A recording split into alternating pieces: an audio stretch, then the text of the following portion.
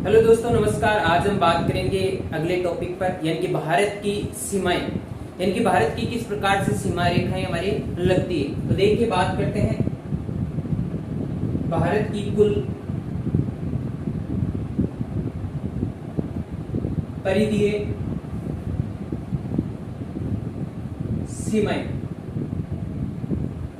तो देखिए, बात करें भारत की कुल परिधीय सीमाएं की बात करें तो किस प्रकार से रहेगी। तो भारत की कुल परिधीय सीमा दो प्रकार से लगती है, जिसमें हम बात करें पहली हमारे पास रहेगी स्थलीय सीमा,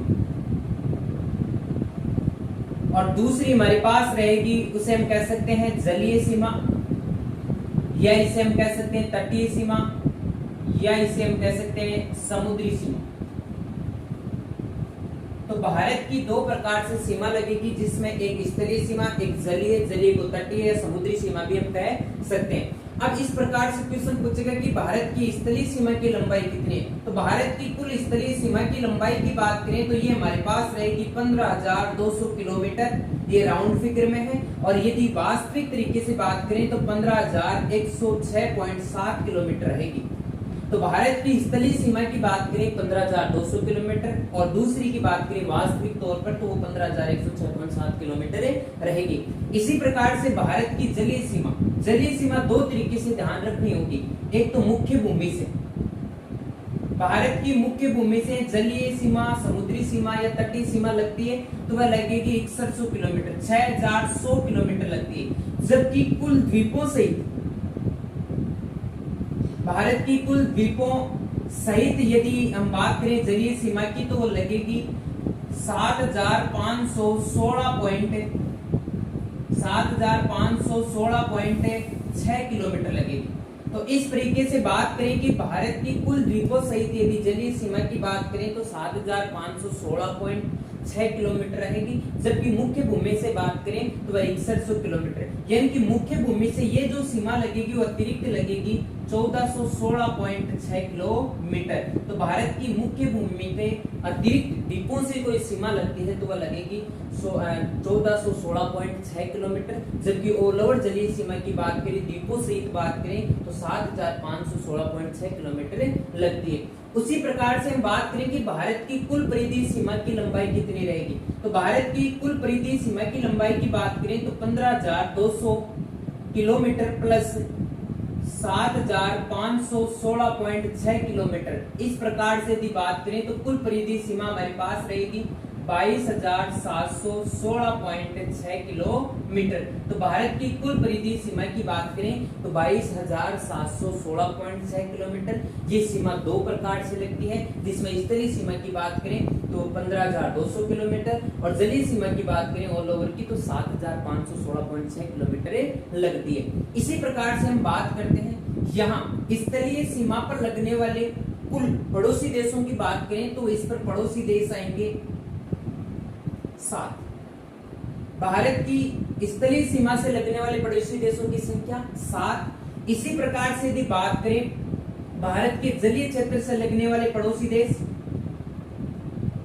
वह रहेंगे 7। यानी कि भारत के पड़ोसी देशों की संख्या की बात करें कुल की तो वह रहेंगे 11, लेकिन उनमें से बात करें स्थलीय सीमा से लगने वाले पड़ोसी देश 7 रहेंगे, और जलीय क्षेत्र से लगने वाले भी कितने रहेंगे? 7 रहेंगे। लेकिन आगे बात करेंगे कि 11 हमारे पास भारत के पड़ोसी देश कैसे रहेंगे। इस प्रकार से यदि बात करें यहाँ राज्यों की तो यहाँ राज्य लगेंगे आपके 16, जबकि यहाँ बात करें राज्य लगेंगे 9। तो इस तरीके से ये हमारी सीमाएं रहेगी। अब आगे पढ़ेंगे जब डिटेल से अपने आप पता चल जाएगी कि 9 राज्य और 7 पड़ोसी देश किस प्रकार से हमारी सीमाएं बनाते हैं जलीय क्षेत्र में। उसी प्रकार से स्थलीय क्षेत्र में पड़ोसी देश यानी कि 7 कौन कौन से रहेंगे, और यहाँ 16 राज्य कौन कौन से आने वाले रहेंगे। तो आगे हम बात करते हैं स्थलीय सीमा की। तो देखिए, बात करते हैं भारत की स्थलीय सीमा, इस पर लगने वाले पड़ोसी देश और पड़ोसी राज्य। जबकि भारत की स्थलीय सीमा की कुल लंबाई की बात करें तो वह रहेगी 15,200 किलोमीटर, या हम कह सकते हैं 15,106.7 किलोमीटर। तो हम बात करते हैं भारत की स्थलीय सीमा। भारत भारत की स्थलीय सीमा की बात करें तो हमारे पास रहेगी 15,200 किलोमीटर। अब उसमें बात करते हैं कि किस प्रकार से ये सीमा लगती है।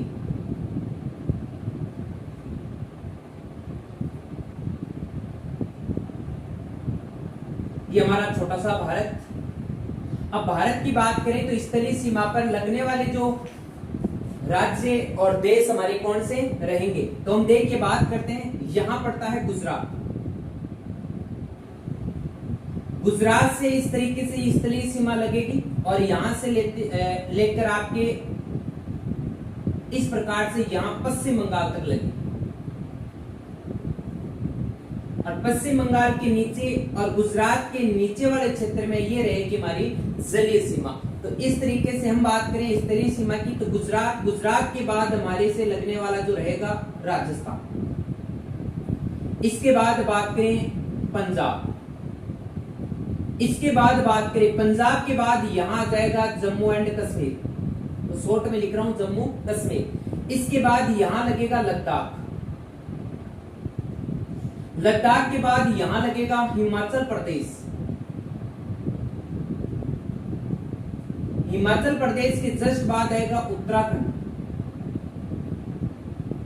उत्तराखंड के बाद बात करें यहां लगेगा उत्तर प्रदेश,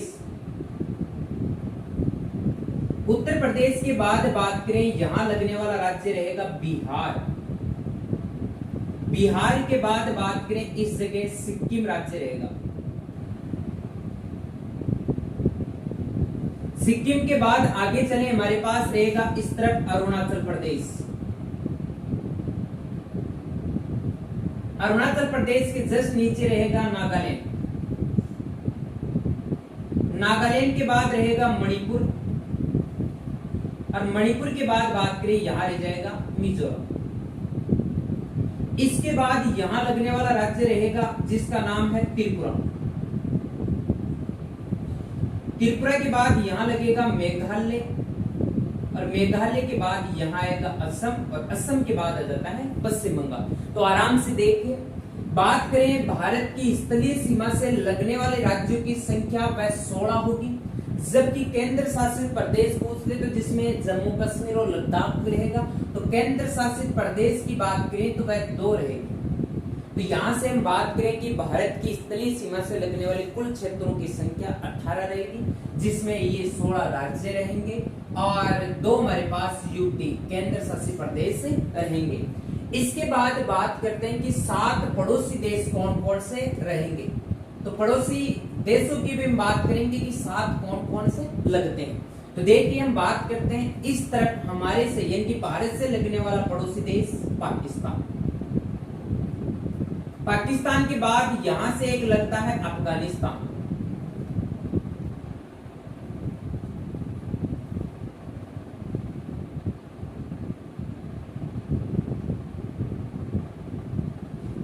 पाकिस्तान हो गया, अफगानिस्तान हो गया। इसके बाद यहां बात करें लगने वाला देश चीन, चीन के बाद यहां बात करें आपका लगेगा नेपाल और नेपाल के बाद ये लगेगा भूटान, भूटान के बाद इस तरफ यदि बात करें तो यहां आता है म्यांमार, जिसे पूर्व में बर्मा भी कहा जाता था। इसके बाद ये वाला जो क्षेत्र रहेगा वह बांग्लादेश का रहेगा।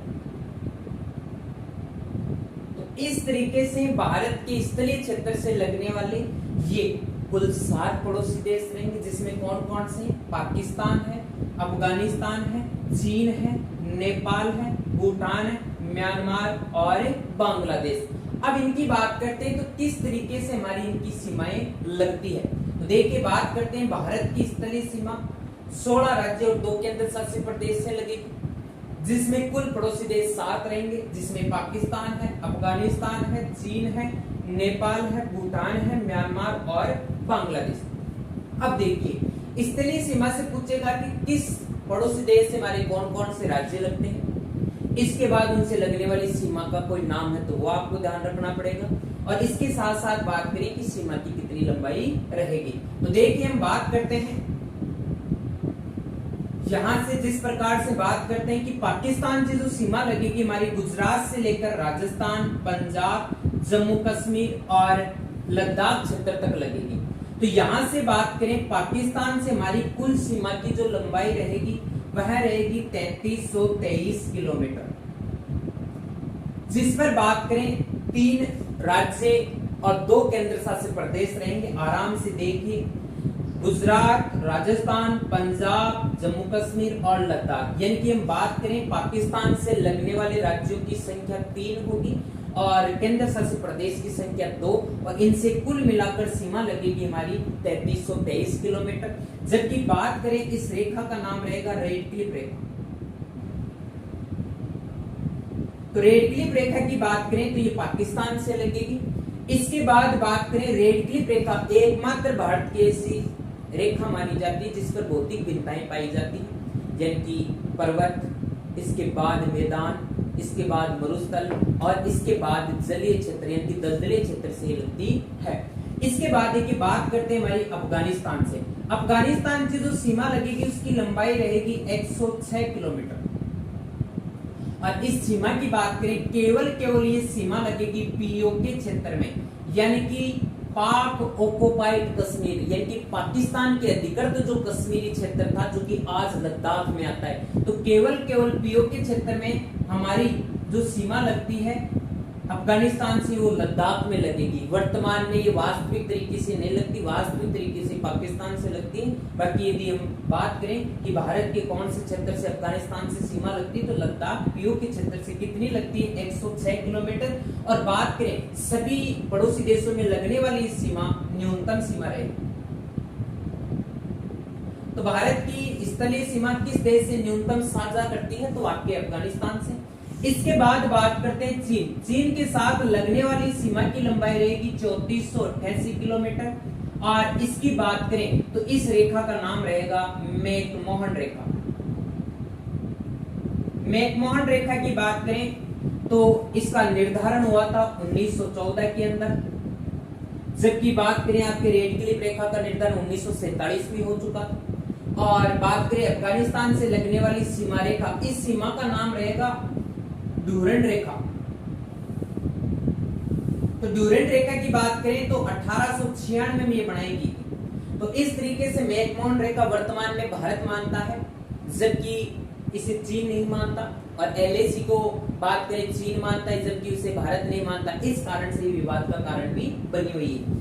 इसके बाद बात करते हैं म्यांमार। म्यांमार से लगने वाली सीमा प्राकृतिक, इसका कोई नाम नहीं है, लेकिन बात करें म्यांमार से हमारी सीमा रेखा कितनी लगती है 1643 किलोमीटर लगेगी। इसके बाद बात करें नेपाल से हमारी सीमा रेखा लगेगी 1751 किलोमीटर लगेगी। इसके बाद बात करें भूटान से हमारी सीमा 699 किलोमीटर लगेगी, जो कि वास्तविक जो भी हमारे देश लगते हैं यानी कि वास्तविक भूमि से न्यूनतम सीमा लगेगी। जबकि बात करें भारत के 7 देशों में से न्यूनतम सीमा अफगानिस्तान से, लेकिन वो वास्तविक तरीके से नहीं लगती, वो विवादित क्षेत्र में लगती है। लेकिन वास्तविक तरीके से भारत की न्यूनतम सीमा लगेगी वो भूटान से कितने किलोमीटर लगती है 699 किलोमीटर लगती है। इसके बाद बांग्लादेश से हमारी सर्वाधिक स्थलीय सीमा लगेगी, और सर्वाधिक स्थलीय सीमा की बात करें तो कितने लगेगी 4096.7 किलोमीटर लगती है। तो देखिए बात करते हैं ये भारत की स्थलीय सीमा रहेगी, इसमें किस किस देश से हमारी कितनी सीमाएं लगती हैं वह सब चीजें देखिए। पाकिस्तान की बात करें 3323 किलोमीटर, इस रेखा का नाम रेड क्लिफ रहेगा, और इससे लगने वाले जो राज्य 3 रहेंगे, केंद्र शासित प्रदेश 2 रहेंगे। तो लगने वाले राज्यों की बात करें गुजरात, राजस्थान, पंजाब, केंद्र शासित प्रदेश, जम्मू कश्मीर और लद्दाख रहेगा। तो इस तरीके से हमारी ये स्थलीय सीमा रहेगी। अगले वीडियो में बात करेंगे। यदि वीडियो पसंद आए तो लाइक कीजिए, शेयर कीजिए और अपने इस YouTube चैनल को सब्सक्राइब कीजिए। धन्यवाद।